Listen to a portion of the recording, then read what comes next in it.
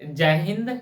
आज का टॉपिक है, हम लोग लवन के बारे में जानेंगे और इसे एकदम बेहतरीन ढंग से समझाएंगे और हर एक छोटा से छोटा बात को हम बताएंगे।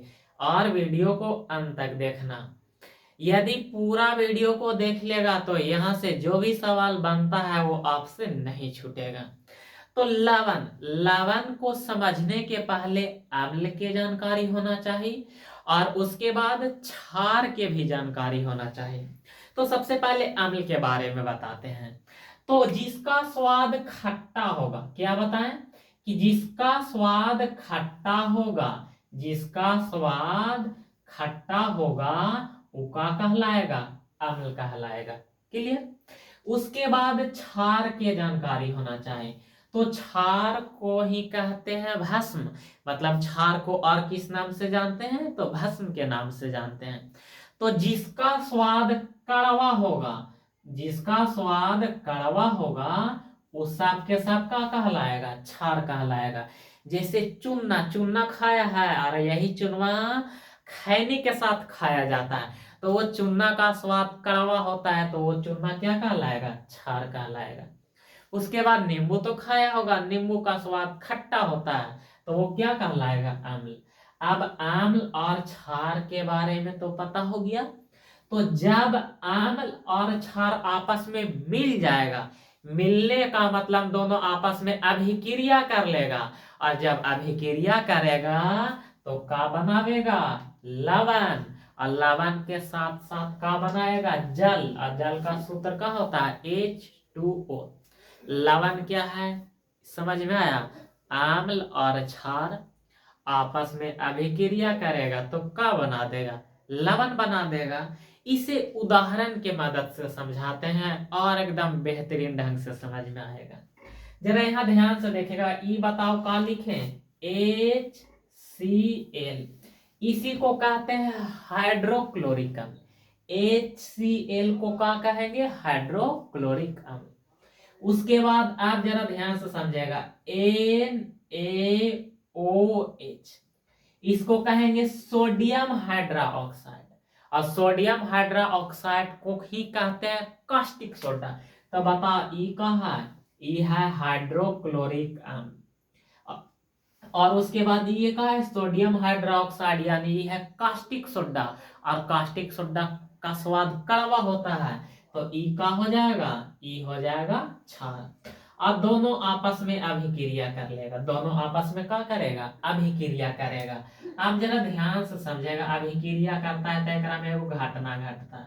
घटना यही घटता है कि देखो, तो ये है हाइड्रोजन और ये है का Cl से क्लोरीन, और ये दोनों हाइड्रोजन और क्लोरीन दोनों आपस में क्या कर दिया? झगड़ा कर दिया।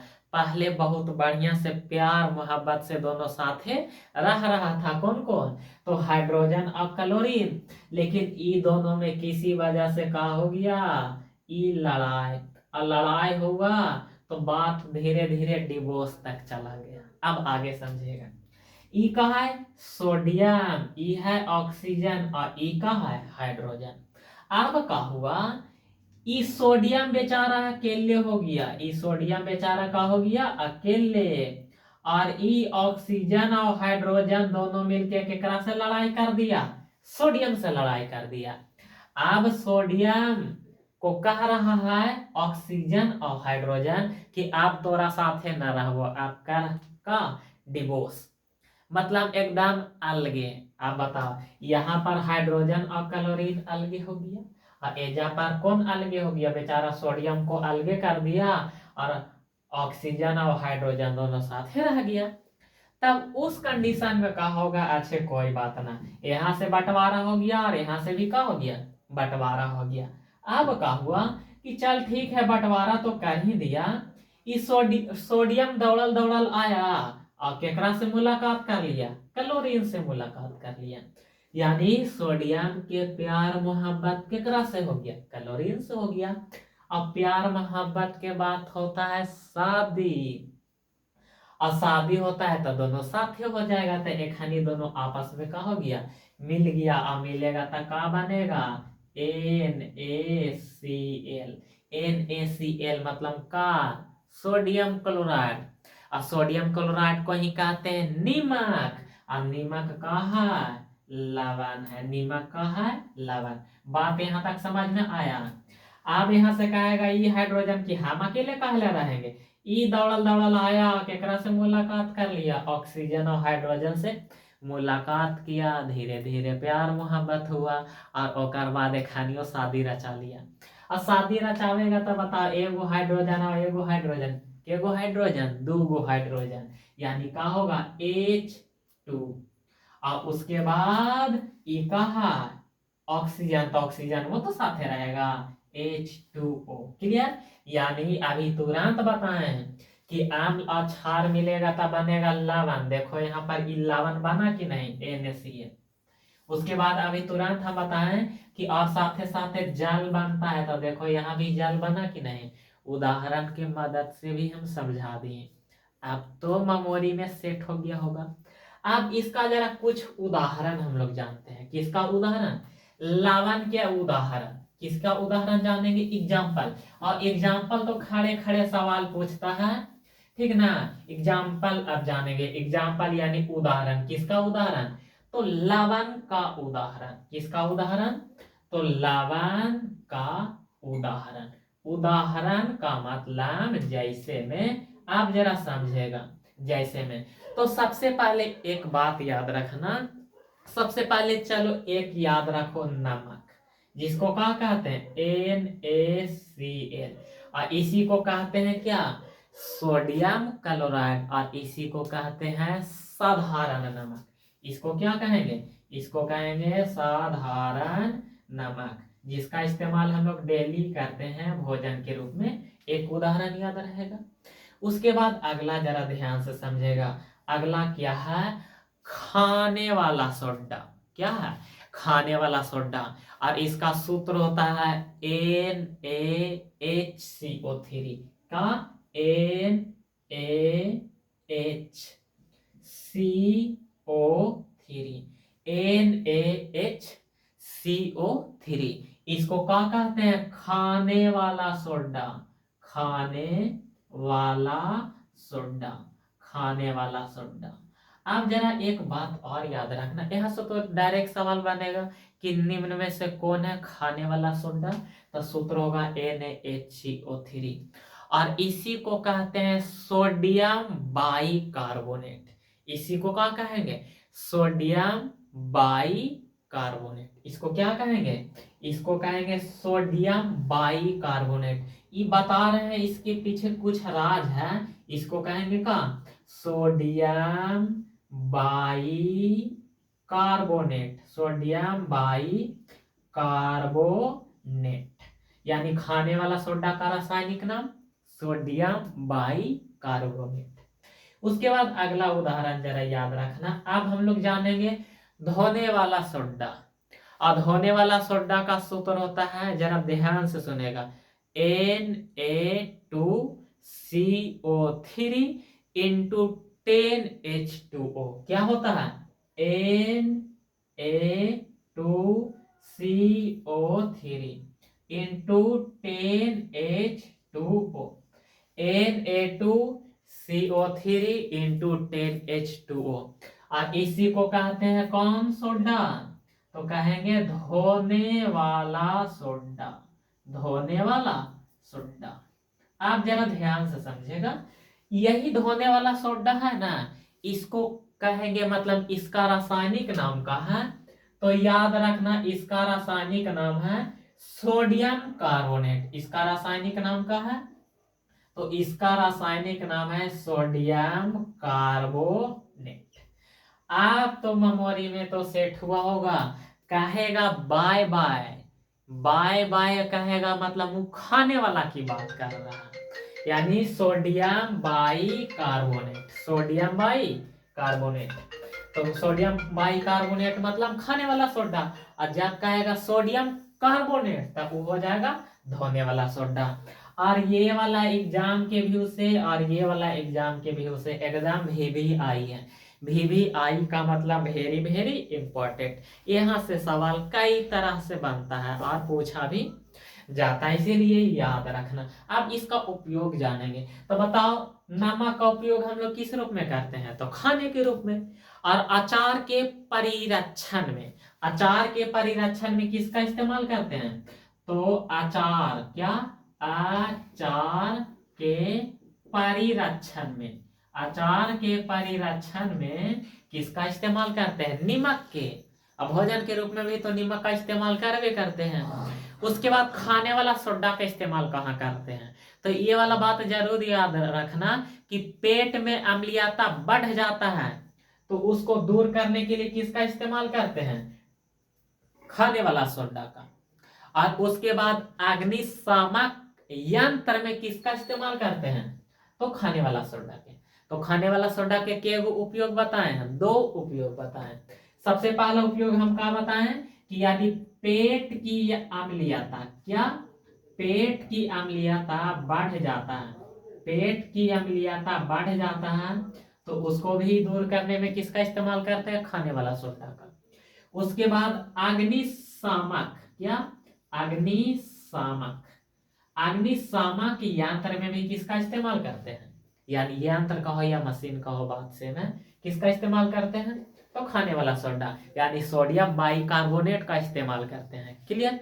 अब उसके बाद जानेंगे कि धोने वाला सोडा का इस्तेमाल कहाँ करते हैं?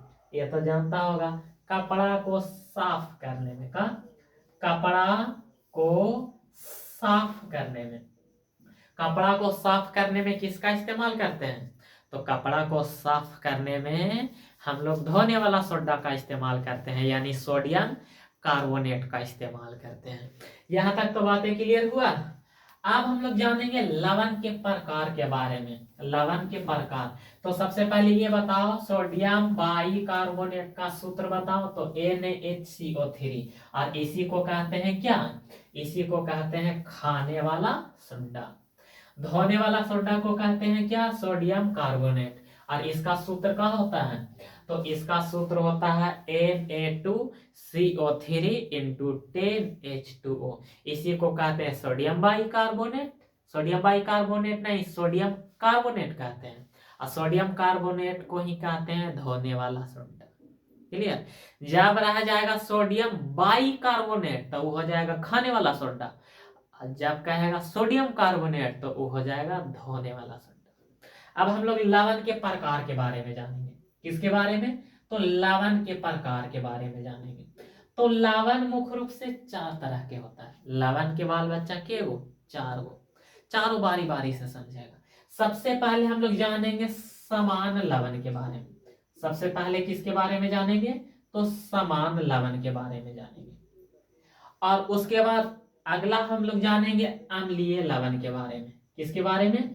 तो अम्लीय लवण के बारे में जानेंगे। और उसके बाद क्षारीय लवण के बारे में जानेंगे। बता क्षार का दूसरा नाम? तो क्षार का दूसरा नाम है भस्म। उसके बाद चौथा है दीक लवण। चौथा किसके बारे में हम लोग जानेंगे? तो दीक लवण के बारे में जानेंगे। यानी लवण कितने तरह का होता है? तो लवण 4 तरह के होता है। अब चारों बारी बारी से तो याद रखना चाहिए। सबसे पहला का नाम क्या है? समान लवण। दूसरा का नाम अम्लीय लवण। तीसरा का नाम क्षारीय लवण। और चौथा का नाम दीक लवण। ये चारों के चारों बात याद रखना। ये चारों के चारों बात कब याद रहेगा? जब 2 बात एकदम मेमोरी में सेट कर लो। एक याद कर लो प्राबल के बारे में कि प्राबल मतलब क्या होता है, और एक जानो ध्रुवल मतलब क्या होता है। आप जरा ध्यान से समझेगा। ई प्राबल का मतलब होता है मजबूत। प्राबल का मतलब क्या हो गया? मजबूत। जैसे ये मार्कर ई धागा के अपेक्षा तो मजबूत है तो ई कहलाएगा प्रबल। और दुर्बल का मतलब होता है कमजोर। दुर्बल का मतलब क्या होता है? कमजोर। जैसे एगो कागज मार्कर के तुलना में कमजोर है ना, कागजवा को खींचेगा तब तुरंत फट जाएगा, लेकिन एकरा खींचेगा तब टूटेगा नहीं, टूटेगा। तो प्रबल का मतलब मजबूत और दुर्बल का मतलब क्या हो जाएगा? तो दुर्बल का मतलब हो जाएगा कमजोर। आप जरा समझेगा सबसे पहले किसके बारे में? तो सबसे पहले अब हम लोग जानेंगे समान लवण के बारे में। तो याद रखना मजबूत अम्ल। जब हम मजबूत कहेंगे तो समझ जाना का बोल रहे हैं, प्रबल। और जब कहेंगे कमजोर तो समझ जाना हम का बोल रहे हैं, दुर्बल। तो मजबूत अम्ल और मजबूत क्षार आपस में मिलेगा तो क्या बनाएगा, समान लवण। समान लवण केकरा कहेंगे, तो जब प्रबल अम्ल और प्रबल क्षार दोनों आपस में मिलेगा तो क्या बनेगा, समान लवण। समान लवण क्लियर हुआ, यानी जब मजबूत अम्ल और मजबूत क्षार मिलेगा तो समान लवण बनेगा। अब हम लोग जानेंगे किसके बारे में, अम्लीय लवण। तो अम्लीय लवण में याद रखना यही कि अम्ल होगा मजबूत और क्षार होगा कमजोर। क्या बताएं, अम्ल होगा मजबूत, अम्ल होगा मजबूत, मजबूत मतलब प्रबल, और क्षार होगा कमजोर, कमजोर का मतलब का दुर्बल क्षार। यानी प्रबल अम्ल और दुर्बल क्षार मिलेगा तो क्या बनेगा, अम्लीय लवण। दोनों बातें क्लियर। अब हम लोग जानेंगे किसके बारे में, क्षारीय लवण के बारे में। तो अम्लीय लवण के एकदम उल्टा का होगा, क्षारीय लवण। यहाँ देखो तो अम्ल है मजबूत, तो क्षारीय लवण में अम्ल का हो जाएगा, अम्ल हो जाएगा कमजोर। अब कमजोर का मतलब का होगा, दुर्बल। और दुर्बल अम्ल और प्रबल क्षार, यानी क्षार का हो जाएगा मजबूत। अब दुर्बल अम्ल और प्रबल क्षार आपस में मिलेगा तो किसका निर्माण करेगा, ये बना देगा क्षारीय लवण। तीनों के तीनों क्लियर हुआ।